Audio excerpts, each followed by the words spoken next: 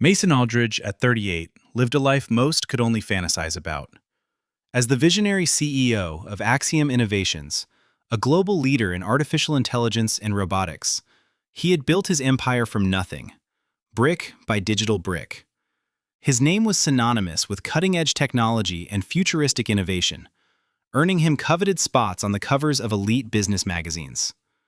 Yet, despite his towering success, Mason remained an enigma. He avoided social galas, shunned public appearances, and devoted himself almost entirely to his work. His luxurious penthouse overlooking the heart of New York City stood as a monument to his wealth, sleek, modern, and impregnable. But it was also a sanctuary of solitude. Behind its glass walls and breathtaking skyline views lived a man profoundly alone. Mason's rise had been anything but effortless.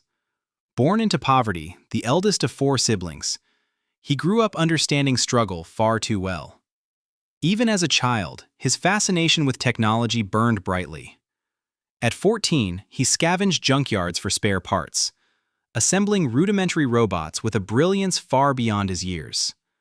That passion became his escape, and eventually his salvation. A scholarship carried him to MIT, where Mason's genius flourished. He wasn't merely a student, he was a visionary.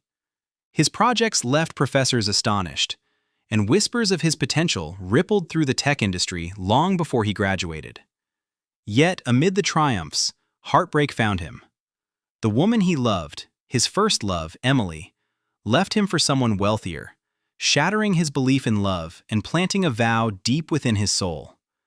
Never again would his worth be measured by anyone else. After graduation, Mason joined a prestigious tech firm, climbing its ranks with ruthless efficiency. But the entrepreneur within him refused to be contained. He walked away to build something of his own. Axiom Innovations was born in a cramped garage, fueled by sleepless nights, relentless ambition, and an unshakable vision. What followed was meteoric success. The company revolutionized industries. AI-driven personal assistants, advanced robotics, intelligent automation, each innovation cementing Axiom's dominance. Inside Axiom's glass-walled headquarters, creativity pulsed through every corridor.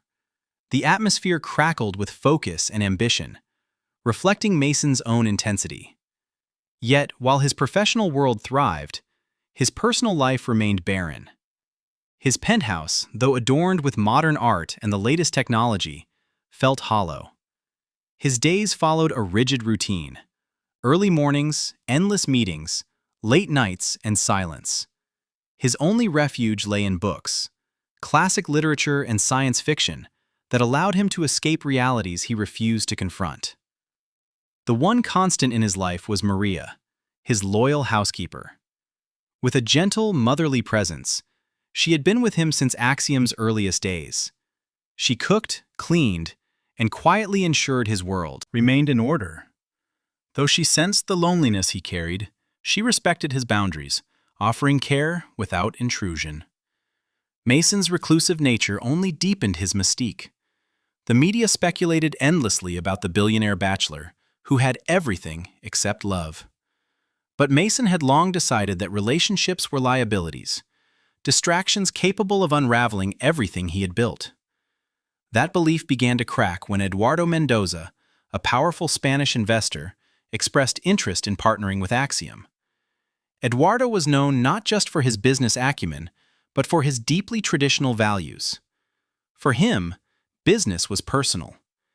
The invitation arrived on a quiet evening as Mason sat in his penthouse, absorbed in a book on quantum computing. His assistant, CLA, called with hesitation in her voice. "Mr. Aldridge," she said, "Eduardo Mendoza would like to meet over dinner. However, he expects you to bring a significant other. It's important to him. He believes partnerships should reflect personal stability." Mason rubbed his temples. "You know I don't have time for relationships. My life is my work." "I understand," CLA replied gently, "but this investment could open European markets for Axiom. Perhaps we find someone suitable, just for the evening." The idea seemed absurd, yet unavoidable. Reluctantly, Mason agreed. Over the next day, CLA presented a carefully curated list of candidates. Women accomplished, polished, and socially adept. Mason met them one by one, but none felt right. Some were nervous, others overly rehearsed. Every interaction felt transactional, hollow, artificial. Frustrated and restless, Mason stepped away from the office to clear his mind. He wandered into a small coffee shop nearby, a quiet refuge he often visited when the weight of leadership grew heavy. As he sipped his coffee, his attention drifted to a young woman behind the counter. Her movements were fluid, her smile warm yet genuine. She handled impatient customers with calm confidence, her presence steady amid the chaos. Her name tag read, Ava Harper. She was striking, not merely in beauty, but in spirit. Her dark hair was tied back casually, her blue eyes alive with intelligence and kindness. There was an authenticity about her that Mason hadn't encountered in years. For the first time in a long while, something stirred within him. And just like that, fate quietly stepped in. Her smile never faltered, and that quiet steadiness intrigued Mason more than he cared to admit. He waited until the rush behind the counter eased, until the clatter of cups softened, and Ava finally had a moment to breathe. Then he approached. "Excuse me, Miss Harper," he said, striving for ease despite the strangeness of what he was about to ask. Ava turned, offering him the same warm, professional smile she gave every customer. "Yes? How can I help you?" "My name is Mason Aldridge," he said. At the sound of his name, a flicker of recognition crossed her eyes. Quick, controlled, but unmistakable. "I have a rather unconventional proposition." Her brow arched, curiosity mingling with caution. "I'm listening." Mason inhaled slowly. "I have an important business dinner coming up, one that requires me to bring a significant other. I don't have one. I was hoping you might agree to accompany me for the evening. Strictly professional," he added quickly. "You would, of course, be compensated generously." For a moment, Ava simply stared at him. "You want to hire me," she said carefully, "to pretend to be your girlfriend?" "Yes," Mason replied, meeting her gaze without hesitation. "I know it sounds strange, but I've observed how you carry yourself. You're confident, articulate, and composed under pressure. I need someone who can navigate a high-stakes environment naturally." Ava's thoughts raced. The request was unusual, borderline unbelievable. But so was the opportunity. Bills loomed, responsibilities pressed in, and her younger brother depended on her more than he knew. After a long pause, she nodded. "All right, Mr. Aldridge, I'll do it. But I have a few conditions." "Of course," Mason said immediately. "Anything." A slow smile curved her lips. "Then I guess we have a deal." As she returned to her work, Mason felt an unfamiliar sensation wash over him, relief mixed with something dangerously close to anticipation. The first hurdle had been crossed. The following days passed in a blur of preparation. Mason wanted Ava fully prepared, not just dressed for the role, but confident in it. The next morning, he invited her to Axiom's headquarters to brief her on the evening ahead. When Ava arrived, she wore a simple, professional outfit, clean lines, neutral tones. Her hair was neatly tied back, her posture composed, though her nerves shimmered beneath the surface. "Thank you for coming," Mason said warmly. "I know this is outside your comfort zone." "I could use the extra money," Ava replied honestly. "And it sounds like an interesting challenge." He nodded, appreciating her candor. "This afternoon, we'll meet with a personal shopper. The dinner is formal. Eduardo Mendoza and his fiancée Sofia are traditional, very focused on values and personal connection." "I understand," Ava said, listening intently. "I'll do my best." "I know you will."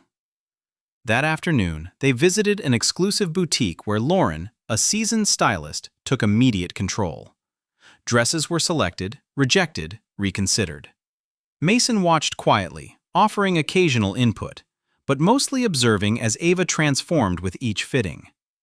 When she finally stepped out in a sleek evening gown, elegant, understated, breathtaking, he forgot how to breathe. "You look incredible," he said softly. Ava blushed. "I hope it's appropriate." "It's perfect." Shoes, jewelry, and a clutch completed the ensemble.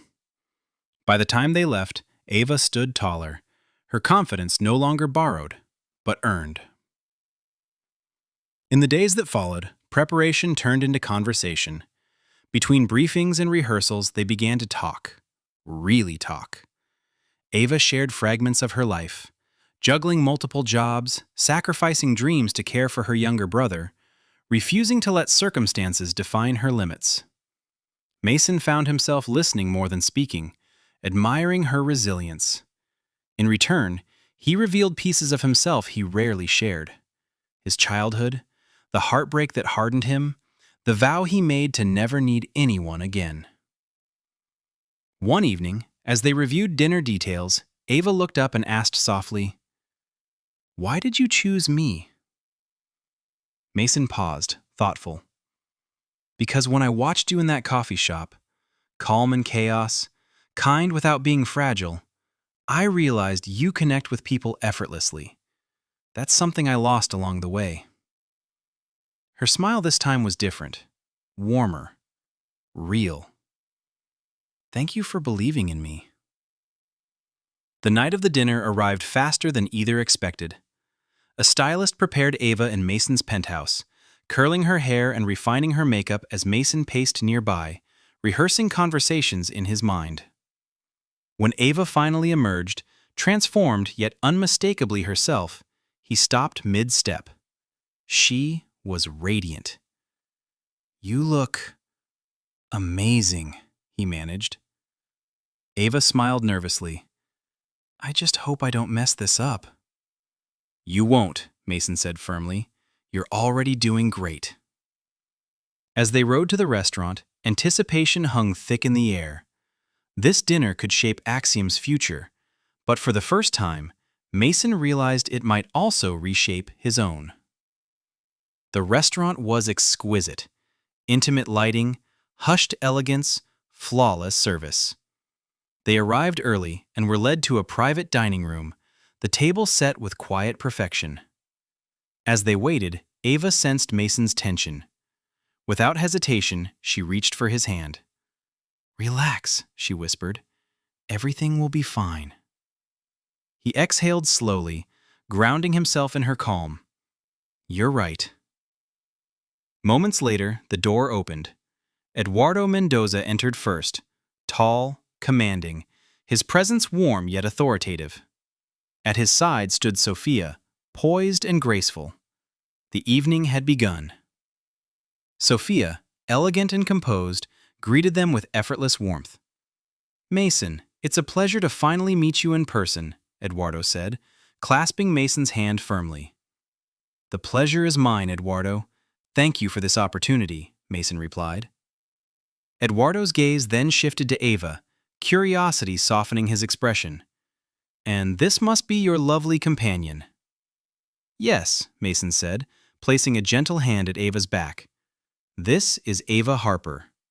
Ava, Eduardo Mendoza and his fiancée, Sophia.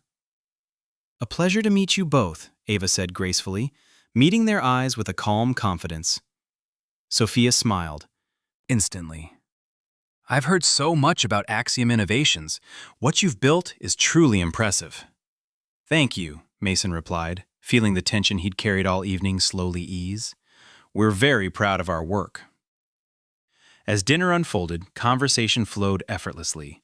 Eduardo asked sharp, insightful questions about Axiom's future, its advancements in artificial intelligence and robotics, and Mason responded with clarity and conviction. Ava, meanwhile, captivated both Eduardo and Sophia, not by trying to impress, but simply by being herself. She spoke thoughtfully about technology, literature, and life, weaving humor into her stories, her laughter lighting up the room. Mason watched in quiet awe as Ava charmed them without effort. This wasn't rehearsed. This was her. Halfway through the evening, Eduardo leaned back, a satisfied smile on his face. "I must say," he declared, "I'm impressed. Not just by your company, Mason, but by the people you surround yourself with. Your vision is strong." "Thank you," Mason said sincerely, relief and pride warming his chest. As dessert arrived, the conversation softened. Eduardo and Sofia shared stories of their life in Spain, their journey together, the values that guided them. Noticing the ease between Mason and Ava, Sofia smiled knowingly. "So," she asked gently, "how did the two of you meet?" Mason and Ava exchanged a brief glance, their rehearsed story ready. "At a coffee shop," Ava said with a smile, her eyes flicking fondly toward Mason. "I was working there. He walked in one day, and we started talking. The rest just followed."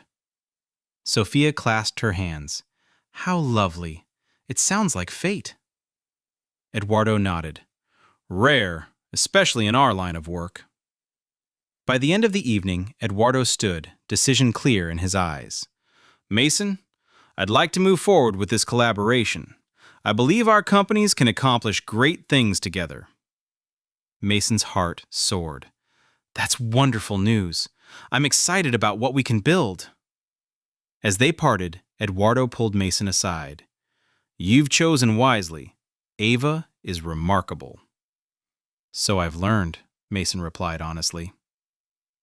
On the drive back, Mason turned to Ava. "You were incredible tonight. I couldn't have done this without you." Ava smiled, pride shimmering in her eyes. "It was a team effort. I'm glad I could help." But as the city lights blurred past, Mason knew something had changed. What began as a business arrangement had quietly transformed into something deeper, something undeniable. In the weeks that followed, their professional facade began to dissolve. They met often, sometimes to discuss the collaboration with Eduardo, other times simply to talk. Meetings turned into coffee dates, strategy sessions into shared laughter. Mason learned about Ava's childhood in Brooklyn, her responsibilities, her dreams. Ava learned about Mason's family, his past, and the heartbreak that shaped him. One warm evening, after a productive meeting, Mason suggested a walk through Central Park. Beneath glowing street lamps, they talked freely, the city humming around them. "You're not as intimidating as I thought," Ava teased. Mason chuckled. "And you've brought something into my life I didn't realize was missing." Books became their shared sanctuary. Ava confessed she was an aspiring writer, quietly crafting short stories between shifts. Mason, ever the reader, was fascinated. "I'd love to read your work someday," he said. "Someday," she replied shyly. Their turning point came at a grand tech gala. Ava hesitated at first. "This is different. This isn't just business." "I want you there," Mason said simply.